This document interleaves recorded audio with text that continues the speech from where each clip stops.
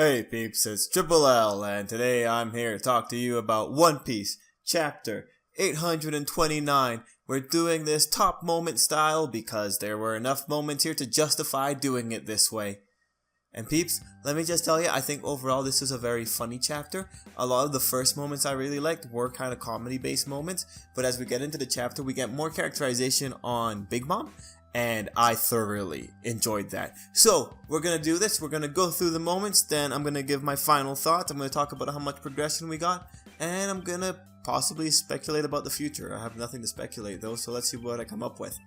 Anyway, let's get down to it. Jeff's first moment that I very much enjoyed was finding out what the map meant. Now, I recall last 2 weeks ago, I was thinking to myself, oh, there's a lot of weird symbols here, I don't fully understand it, and I wanted to make a video about it, like asking, hey guys, what is this? But today's solution was actually really cool. It was just a log pose, so that made sense.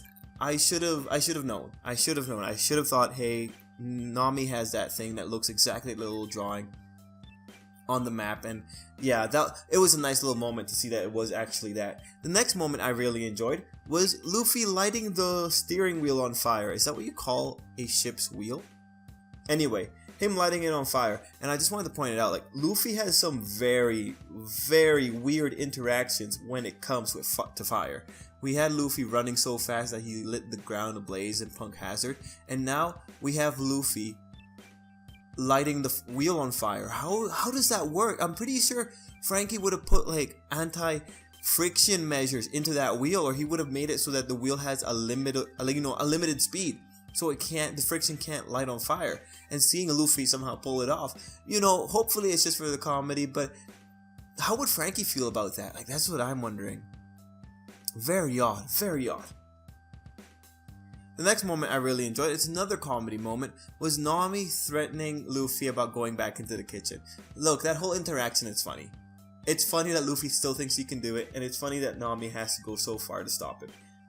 I find that, it's just, I don't know, it put a smile on my face. The dynamic was really nice. The next moment I really enjoyed, and this is interesting, it was Pedro revealing that he's been in that area before. Now, this is a problem, because there is speculation on why Jack kept finding Zoe, why he kept going back to Zoe like a Vivre card, and Pedro has been one of the suspicious people. It's a really interesting situation to put Pedro in. We see that Pedro is very bloodthirsty, and now we know that Pedro's been, off of Zoe before. So, what do you peeps think? Because now this is just, he's so shady. And if I was to make a video about why I think, or the reasons why Pedro could possibly be the one that is, I don't know, compromising Zoe's safety, it'd be really hard to make that video using the facts that we've been given so far, but it'd be really easy to make it by looking at his purpose in the story. So I may make a X-minute speculation video later on this one, and it's a really interesting topic. Pedro is very shady, and him saying that he's been out to sea before and being in this area before makes me question a lot of things. Anyway, this is where I start to thoroughly enjoy the chapter. So, we find out something about Big Mom, my next moment, that Big Mom has an illness. Now peeps, I'm gonna do this play by play. Exactly everything I was thinking as I was reading this. So, it's a fit of rage as I read in the chapter. I thought, okay, is she bipolar?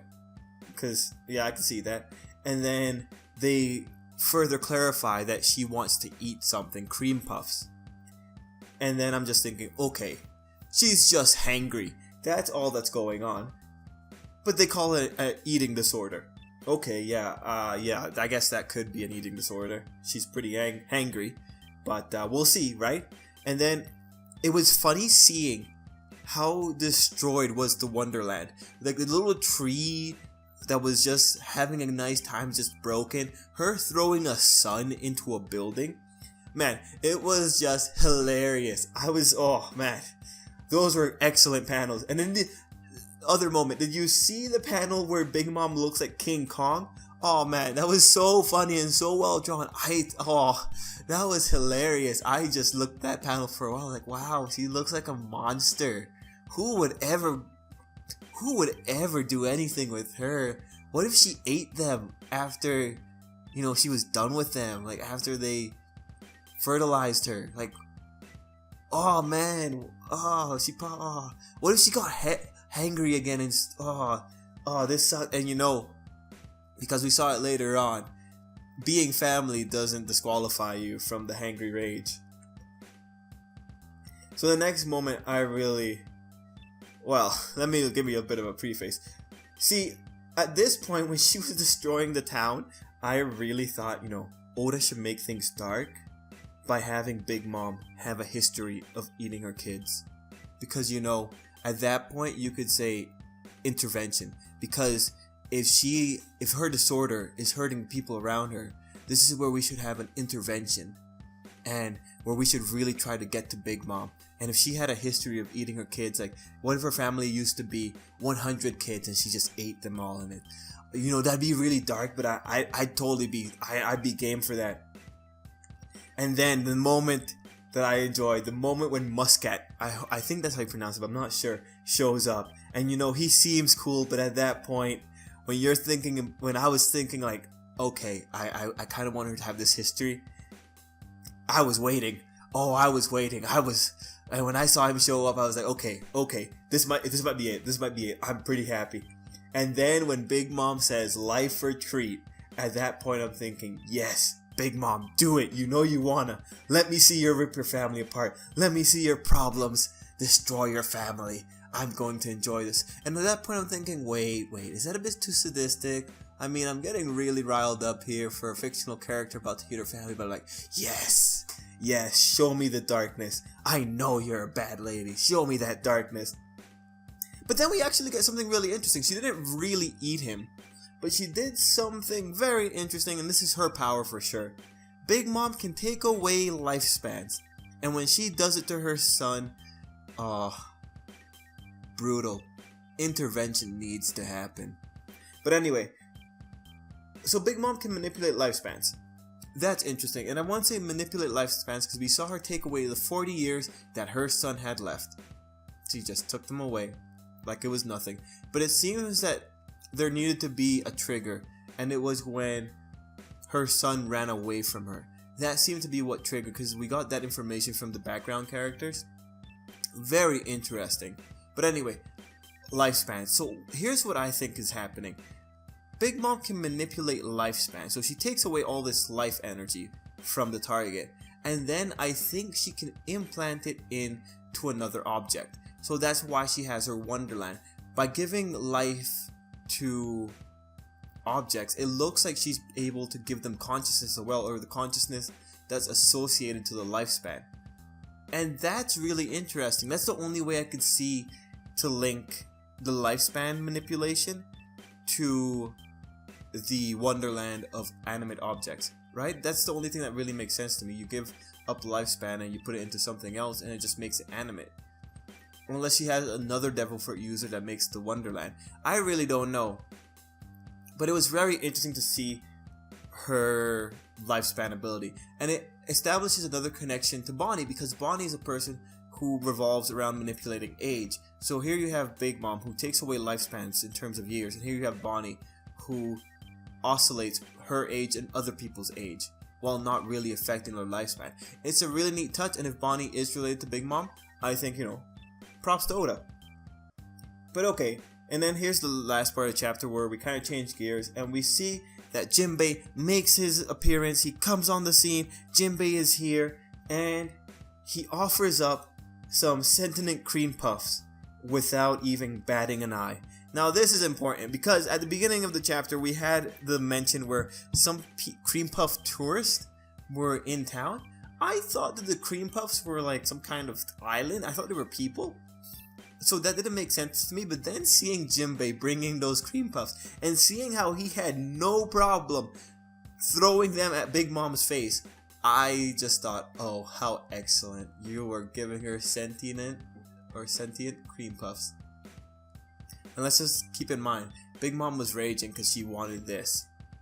And she was cognizant enough to know what they tasted like. So when Jinbei throws them, I'm really wondering, Jinbei, what's your morals? But that gives you a big clue onto what the animated objects are. They're not really a human put into an object. Thankfully, they're just objects given life. Again, why I think life manipulation is a thing. And then you see it when they're thrown into Big Mom's mouth, they have that moment of, oh, at least we're delicious. So yes, they have life, but their primary purpose as food is still a part of their character. So that was really interesting, and that's why Jinbei doesn't care. Even though they kind of have consciousness, they kind of live to be eaten. So I enjoyed that moment very much. And also when Jinbei came in, it's really nice to see that he's respected by the townsfolk, and he's kind of respected by Big Mom when she's calling him loyal. And that's really nice. So a very good moment. I like that Jinbei isn't treated like trash, because he's a good character. He doesn't deserve to be treated like trash. Anyway, we also find out where the poneglyph that Jinbei got is, and it's in Big Mom's possession. That's not a big deal. There was no reason that Jinbei was going to carry that poneglyph to Robin, because that's so out of the way. But if you think about it this way, if Jinbei gives it to Big Mom, he gets some of her favor before he drops the big news, because Big Mom looks like she's mad.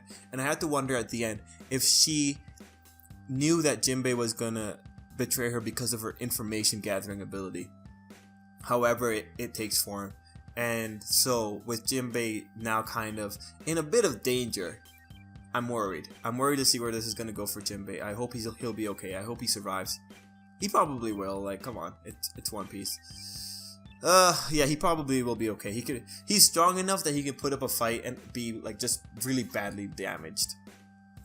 But anyway, having the poneglyph in Big Mom's possession is not that big of a deal, because Luffy's initial goal was to go in there and make a copy of the poneglyph. So he can just make a copy of all the poneglyphs that Big Mom has. But a really good thing, a really interesting moment that came out of this was when Big Mom said that she did not know how to read it. So that means that she has no means of reading that poneglyph, which is really important. We kind of got the confirmation way back when with Robin, and how Robin's like the most important person in the new world right now because of her ability to read poneglyphs. But seeing how Big Mom, with all her information gathering abilities, with all the things at her disposal, does not have any method of interpreting that poneglyph, is a good sign, because it puts Luffy's crew at a significant advantage, and it puts Robin's safety at an even higher importance, because if even the Yonko are so stumped as to how to read those poneglyphs, we really have to keep Robin as safe as possible. But anyway, peeps, that's pretty much it for the moment. Overall, I very much enjoyed this chapter. Will I say I loved it? You know, too much Big Mom for my taste, but I got a lot of enjoyment out of it. Would that not be loving it? No, I just really liked it. I kinda would have liked to have more with the Straw Hat crew, because we kinda left them with a Sea King, and that's gonna be something. But yeah, I really liked it, just because of how dark Big Mom's characterization just got. I very much enjoyed that. So to sum up progression for this chapter, we had the crew making their way through the route. They've already passed one island.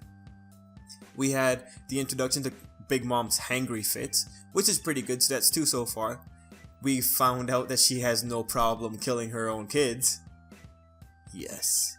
And then we got the reintroduction of Jinbei. Jinbei's on island. We know that he's there now, and Jinbei's about to tell Big Mom that he's about to leave the crew, and we also know that Jinbei gave her the poneglyph. So that's quite a bit of progression. But like I said, if we got a bit more progression with the Straw Hat crew, like if they made it through a few more islands, because right now they're still kind of halfway through the journey. If next chapter starts with them already touching down on the main island, I'll be pretty happy. But for now, that's how I feel. Anyway, peeps, thanks for watching. If you have anything to say, leave it down below. If you like this video, like it, because that lets me know that I'm doing something right. And if you like what I had to say, consider subscribing. It helps the channel, and it helps me, and you know, it kind of helps content along. But anyway, peeps, thanks for watching. Till next time, Have a good day.